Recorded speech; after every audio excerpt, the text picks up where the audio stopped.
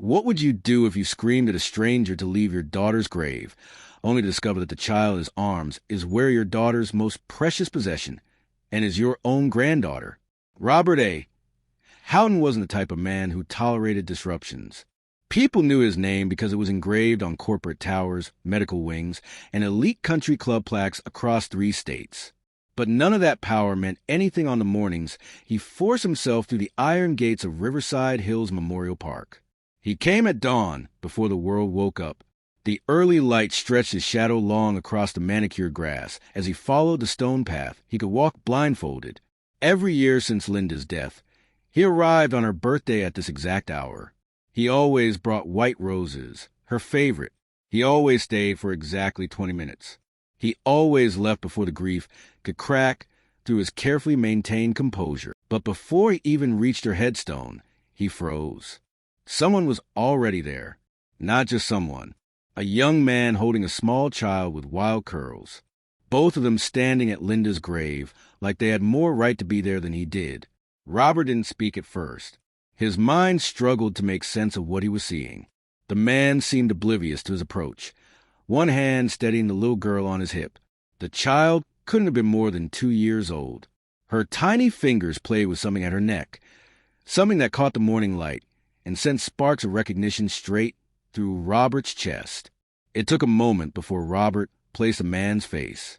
"You," he said, his voice low and dangerous. The man turned, startled. It really was him. Myron Lewis, one of the interns from Houghton Industries. Robert had seen him around the building, usually carrying files or shadowing senior executives during quarterly reviews. They'd never exchanged more than a passing nod. Robert doubted the kid even knew his voice. Yet here he was, standing at his daughter's grave. "What the hell are you doing here?" Robert demanded, anger rising faster than reason. His voice didn't need to be loud to carry weight. Myron shifted the child higher on his hip, his body language immediately protective. "Mr. Houghton, I didn't think you'd come this early." That much is obvious. Robert took several sharp steps forward, closing the distance between them. "I asked you a question. Why are you at my daughter's grave? And whose child is that?" Myron's gaze dropped to the headstone, then back to Robert. His jaw tightened like he was wrestling with words too heavy to release. Robert hated that hesitation. He hated not knowing what this intern knew about Linda, that he didn't. "Answer me," Robert ordered, though something in his voice wavered despite himself. Myron drew a slow breath. "Sir, I shouldn't be the one standing here in front of you. Not like this. But I come here every week, and today's her birthday, and I couldn't stay away." The little girl squirmed, reaching up to touch Myron's face. Robert watched how naturally the young man responded, how gently he adjusted her weight, murmuring something soft that calmed her instantly. It was a kind of instinctive care that couldn't be faked. "Why here?"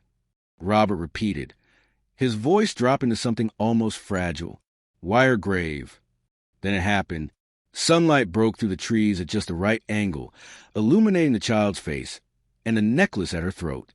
Robert's entire body went rigid. 3 flawless diamonds set in platinum. The Houghton family heirloom. The necklace Linda had been wearing the day she died. The necklace that should have been buried with her. "Where did you get that?" The words came out as barely more than a whisper. "Stop and think about that. How does a treasure buried 6 feet under end up around the neck of a stranger's child? If you believe that some bonds can never be broken, even by death, hit that subscribe button right now. Don't let this mystery pass you by. Lock in with us. Because the truth Myron is about to reveal will make this billionaire realize that while he was building an empire, he was losing his own blood. You won't believe the words that come next. Myron followed his gaze to the necklace. His expression shifted. Grief, guilt, and something else Robert couldn't quite name. Linda gave it to her.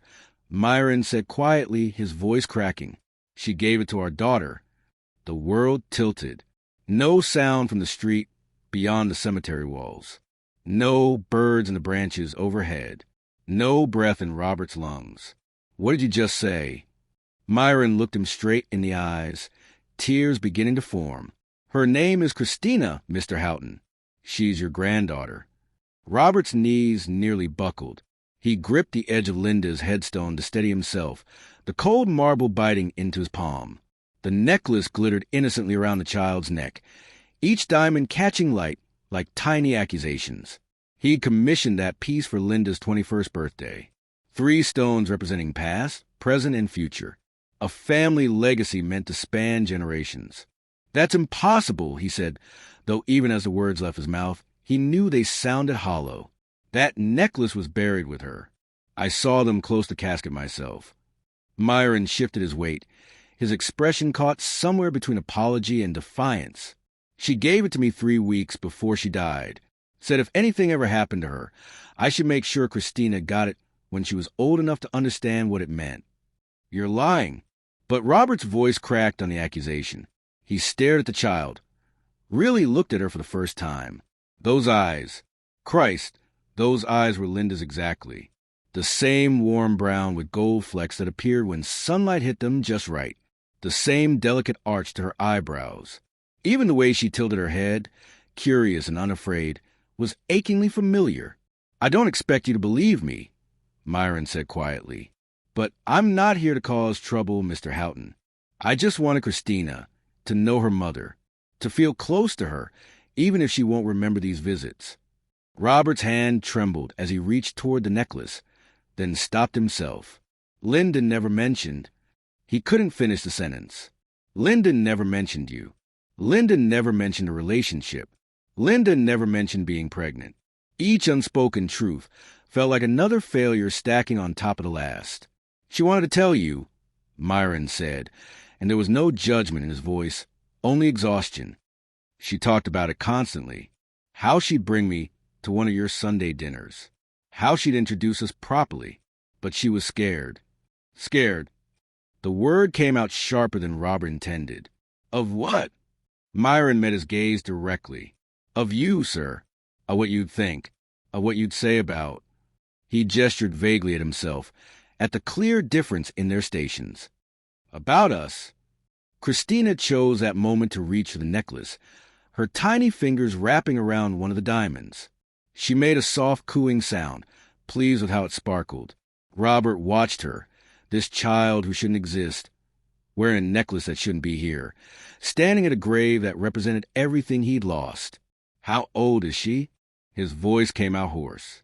18 months. Which meant Linda had been pregnant when they'd last spoken, when she called him from across the country, asking if she could come visit for Thanksgiving, and he'd told her he was too busy with the merger, too busy for his own daughter. He'd never been too busy again, because there was no longer anyone to make time for. Robert's mind raced backward to the past 2 years, trying to place this man in the blur of faces that moved through Houghton Industries. "You work for me," he said, the statement landing somewhere between question and accusation. "In the finance department. Started as an intern about 2 years ago. I'm full-time now, analyst level." Myron spoke without pride or defensiveness, just stated facts. "I doubt you'd remember. We've never actually met, not formally." But Robert was already scrolling through fragmented memories. Board meetings where young analysts presented quarterly reports. The Christmas party where he'd made his obligatory 15-minute appearance. Countless mornings entering through the executive entrance while staff filtered through the main lobby. How many times had he walked past this man without seeing him? "How did you meet Linda?" The question came out rougher than he intended.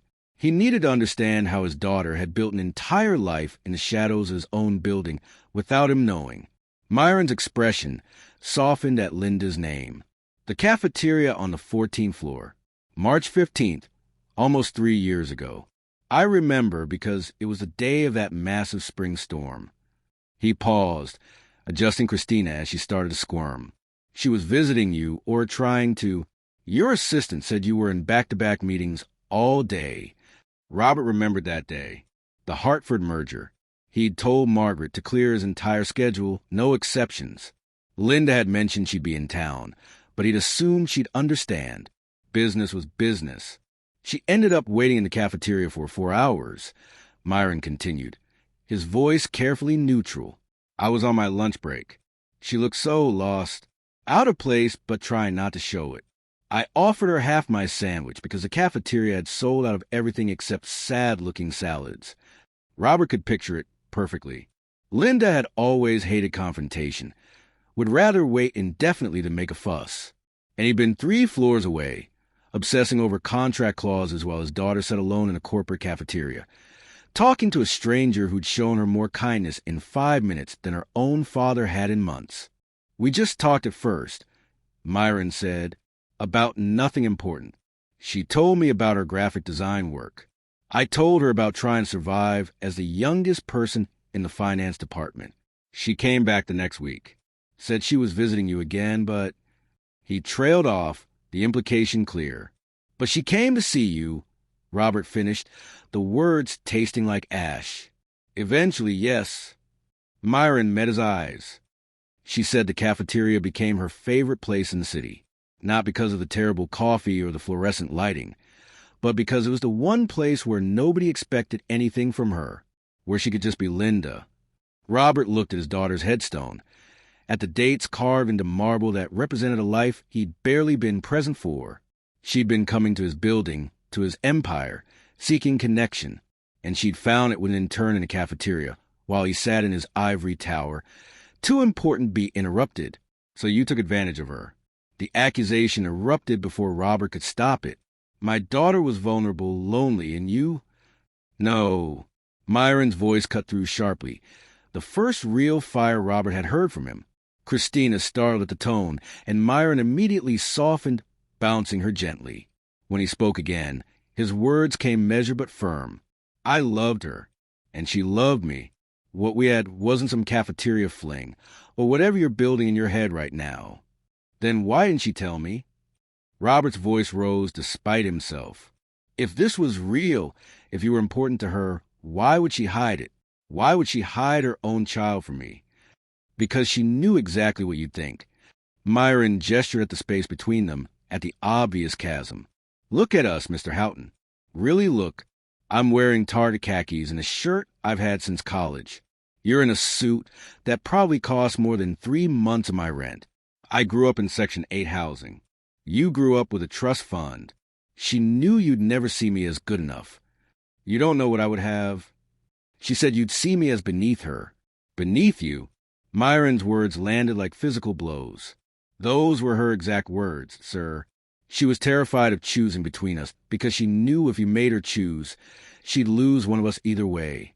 Robert opened his mouth to protest, to defend himself, but the words died in his throat. How many times had he made comments about Linda's friends, about the neighborhoods she wanted to move to being questionable, about the art galleries she worked with being charming but not serious business? He'd never said she couldn't associate with certain people, but he'd made his expectations crystal clear through 1,000 small cuts. She wanted to tell you, Myron continued, his voice breaking slightly. God, she wanted to so badly, especially after she found out she was pregnant. She'd write out whole speeches, practice them in front of the mirror.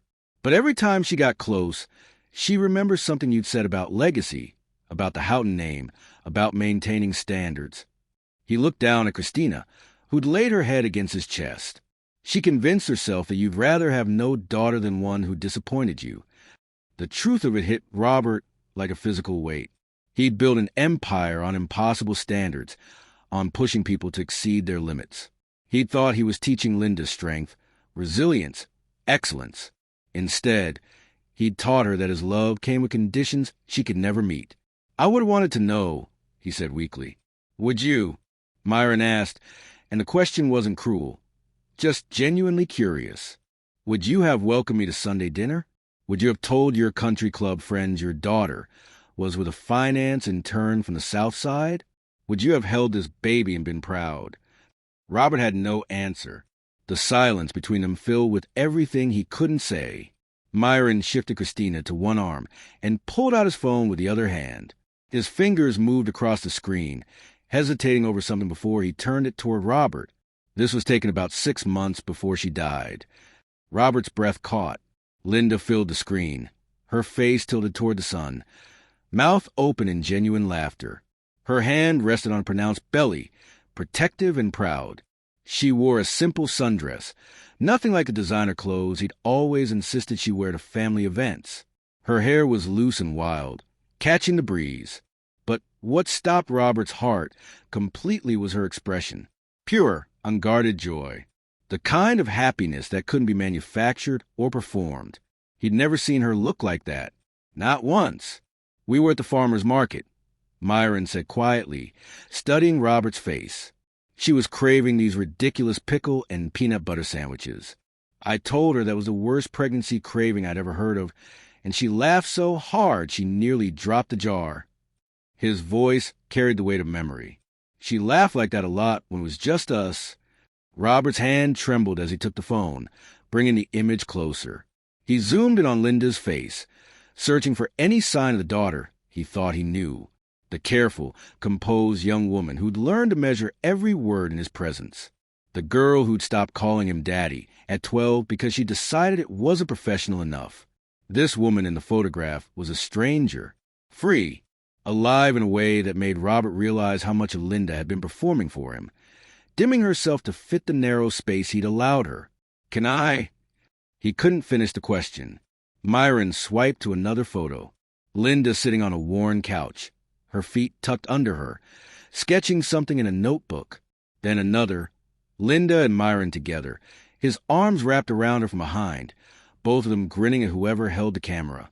Another, Linda in what must have been Myron's kitchen, flour on her nose, attempting to bake something that looked disastrous. Each image revealed a version of his daughter he'd never known existed. Comfortable, playful, herself. "She was happy with you," Robert said, and it wasn't an accusation anymore, just a devastating observation. "She was happy being herself," Myron corrected gently. "I just gave her space to do that." He took the phone back, cradling it like the precious artifact it was. "But she missed you every single day. She'd see something funny and say, 'Dad would actually laugh at that if he let himself.' She'd read articles about your company and saved them. She wanted you in her life, Mr. Houghton. She just didn't know how to be both your daughter and herself at the same time." Robert stared at the headstone, at Linda's name carved in granite, and realized he'd been mourning someone he'd never actually known. The real Linda, the one who laughed until she cried, who ate pickle sandwiches, who fell in love with an intern in the cafeteria, had been alive all along. He just hadn't been paying attention. "I want to see where she lives." The words came out harder than Robert intended, but he needed to understand, needed to see the world Linda had chosen over everything he'd offered her. Myron hesitated, his grip tightening protectively around Christina. "Mr. Houghton, I don't think." That wasn't a request. Robert straightened his shoulders, falling back into the commanding tone that had built his empire. But then he caught himself, saw the way Myron's jaw set defensively, and forced himself to soften. "Please, I need to see where my granddaughter lives." The drive across town felt longer than it was. Robert followed Myron's beaten Honda Civic in his Mercedes, watching the neighborhood shift and decline with each mile. Manicured lawns gave way to chain-link fences. The coffee shops and boutiques disappeared, replaced by convenience stores with barred windows and laundromats with flickering neon signs. Robert's hands tightened on the steering wheel. Linda had lived here. His daughter, who'd grown up in a house with 8 bedrooms and a pool, had chosen this. Myron's apartment complex was a 3-story building with peeling paint and a cracked parking lot. A kid's bicycle lay abandoned near the entrance. Someone's laundry hung from a second-floor balcony. Robert parked next to Myron's car and sat for a moment, trying to reconcile this reality with everything he thought he knew. "It's not much," Myron said as Robert climbed out, his voice carrying an edge of defensiveness. "But it's clean and it's safe. The landlord fixes things when they break. Most of the neighbors are good people." Robert didn't respond. He couldn't. He was too busy calculating the monthly rent for a place like this, probably less than what he spent on car insurance. Linda could have lived anywhere. He'd offered her a condo in the Pearl District, a townhouse near the university. She'd refused them all, and he'd assumed it was youthful rebellion. Now he understood it was escape. They climbed the exterior stairs to the second floor, Myron juggling Christina and his keys. The hallway smelled like cooking spices and old carpet. At apartment 2B, Myron paused before unlocking the door. She loved it here, he said quietly, meeting Robert's eyes. I know it doesn't look like much to you, but she said it was the first place that ever felt like home, where she could breathe without worrying about measuring up to something. The words hit Robert square in the chest. His daughter had felt suffocated in a mansion, but free in a 2-bedroom apartment with thin walls. What did that say about the home he provided? About the father he'd been? Myron pushed open the door, and Robert stepped into his granddaughter's world. A world Linda had built without him, because living without him had been easier than living up to him. The apartment was small but warm, sunlight streaming through sheer curtains that Linda must have chosen. Robert stood frozen in the doorway, taking in a space that felt more alive than his daughter's perfectly curated bedroom back at the estate ever had. The furniture was mismatched but purposeful. A worn couch draped with a crocheted blanket. Books stacked on a coffee table made from repurposed crates. Children's toys organized in colorful bins. But what stopped Robert's heart was the wall. Photographs covered nearly every inch of space above the couch. Linda throughout her pregnancy, her belly growing in a timeline Robert had missed completely. Linda holding a newborn Christina, exhaustion and wonder mixing on her face. Linda and Myron dancing in this very living room, her head thrown back in laughter. Candid shots that captured moments instead of poses, life instead of performance. I kept everything, Myron said softly, setting Christina down. She immediately toddled toward a basket of toys near the window. Some people told me I should pack it away, that it wasn't healthy. But Christina deserves to grow up surrounded by her mother. Robert moved closer to the wall, his eyes catching on details. Linda's sketches framed and hung with care. A pressed flower in a shadow box with a date he didn't recognize. A strip of photo booth pictures showing Linda making ridiculous faces, so different from the composed smile she'd worn in every family portrait he'd ever commissioned. On the bookshelf, he recognized spines he hadn't seen in years. Linda's childhood copy of Where the Wild Things Are, its cover creased from countless readings. Her high school poetry journal that he'd once dismissed as a phase. Art books he didn't remember her owning, their pages marked with sticky notes in her handwriting. She read Christina every night, Myron said, following Robert's gaze. Even when she was so tired she could barely keep her eyes open, said she wanted her daughter to love stories the way she did. Christina appeared at Robert's feet, gripping a stuffed gray elephant that had seen better days. One ear was slightly torn, the fabric worn soft from loving. She held it up to him with complete trust, babbling something incomprehensible but clearly important. Robert knelt slowly, his expensive suit forgotten as his knees hit the carpet. Up close, the resemblance was even more striking.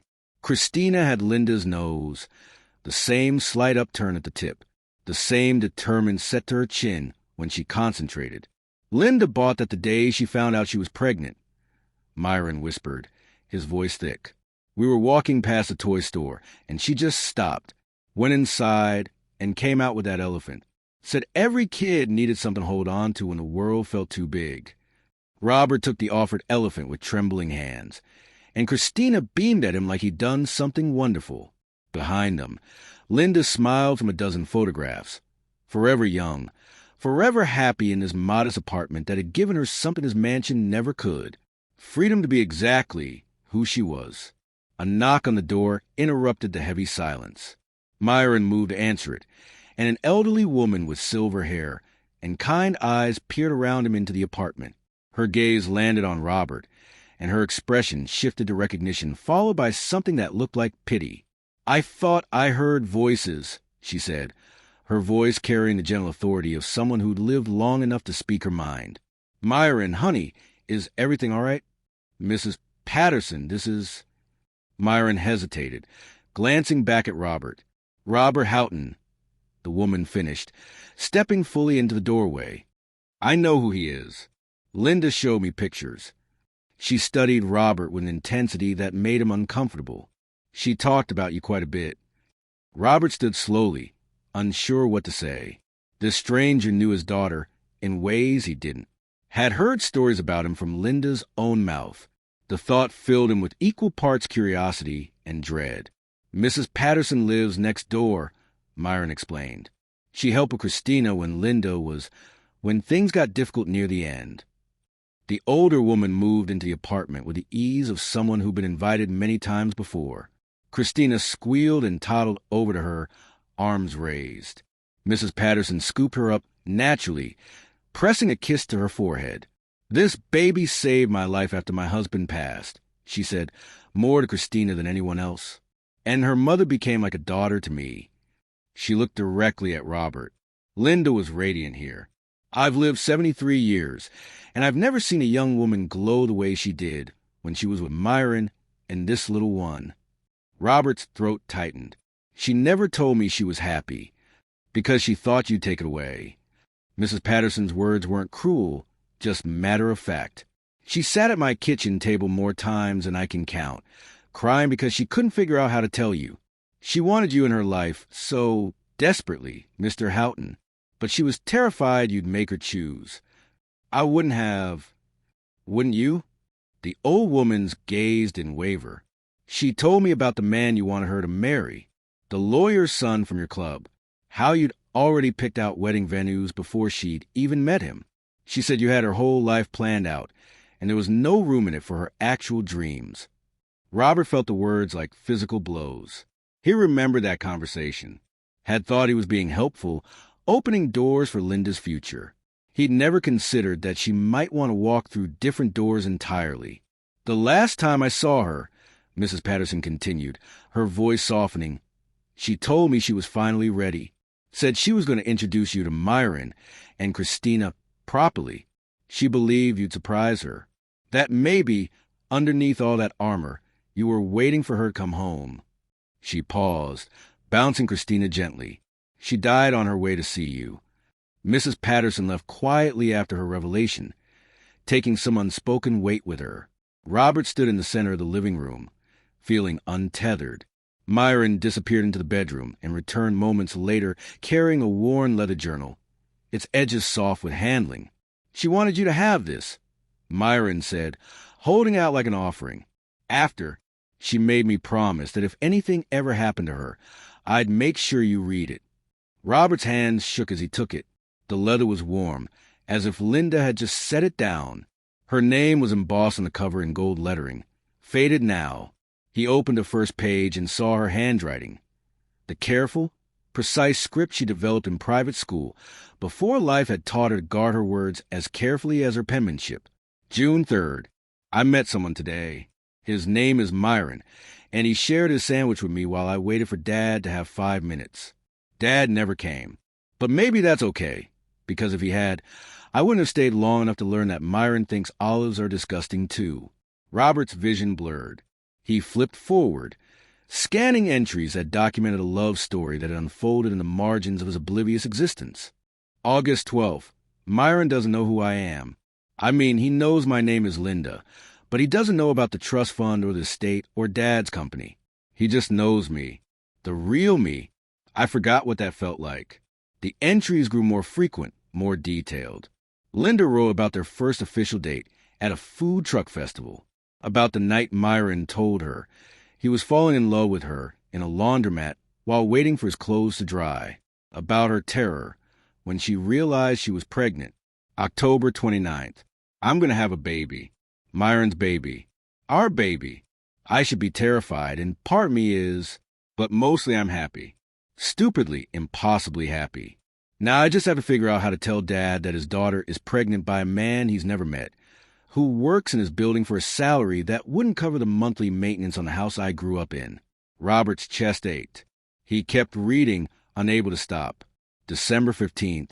I practiced telling Dad today. Stood in front of the mirror for an hour, trying to find words that wouldn't disappoint him. But everything I say sounds like failure in his voice. Linda, you're throwing your life away. Linda, what about your potential? Linda, is this really the choice you want to make? I can hear him so clearly, and I haven't even called yet. January 30th. Christina kicked today. Really kicked. Like she's already trying to make her presence known. Myron put his hand on my belly and cried. He's going to be such a good father. The kind who shows up, the kind who stays. The implication hung heavy. the kind Robert had never been. Robert's fingers trembled as he turned to the final pages of the journal. The handwriting changed in these last entries, looser, more confident. He recognized it as hope taking physical form on paper. March 8. Christina smiled at me today. A real smile, not gas or a reflex, but actual recognition and joy. She knows I'm her mama. Myron took about 50 pictures. I keep thinking about how much Dad would love her if he gave himself permission to. How he'd probably try to hide how much she'd wrapped him around her tiny finger within minutes. Robert's breath hitched. He forced himself to keep reading. March 10th. I'm going to do it. Tomorrow, I'm going to call Dad and tell him I'm coming over. I'm going to bring Myron and Christina, and I'm going to tell him everything. No more waiting for the perfect moment or the perfect words. This is my family, and I want him to know them. I want him to be part of this. The next entry was dated March 11th, written in the morning hours before Linda had left the apartment for the last time. March 11th. I'm terrified. My hands are shaking so badly I can barely write this. But I'm also excited. Maybe even hopeful? I keep thinking about what Mrs. Patterson said, that maybe Dad's been waiting for me to come home, and he just didn't know how to ask. Maybe all this time I've been so afraid of disappointing him that I never gave him the chance to surprise me. Myron's making breakfast. Christina's babbling in her high chair. This is my life. This beautiful, messy, imperfect life. And I want Dad in it. Not the version of me I thought he wanted, but the actual me, the one who eats cereal for dinner and can't keep a houseplant alive and fell in love with a man whose entire paycheck wouldn't cover one of Dad's business lunches. I think he'll surprise me. I think, maybe, underneath all that armor and expectation, he's been waiting for me to come home. The real me, not the daughter he tried to build, but the one he already had. Wish me luck. In a few hours, everything changes. But everything had changed in a way none of them could have anticipated. Linda had never made it to his house, had died on a rain-slicked highway with reconciliation on her lips and hope in her heart. Robert's composure shattered completely. The sound that escaped him was raw and animal, grief he'd held back for 2 years finally breaking through. He collapsed onto the couch, the journal clutched to his chest, and wept the way he should have at her funeral. Openly, desperately, without armor. Myron sat beside him, saying nothing. Christina toddled over, confused by the strange sounds, and patted Robert's knee with her small hand. And Robert reached for her, this piece of Linda he'd almost lost, and held on. Robert finally let go of his armor, and wept for the daughter he never truly knew. If this story reminded you to cherish the people you love, subscribe to our channel. We tell the stories that the world tries to hide. Don't miss the next one. See you in the next video.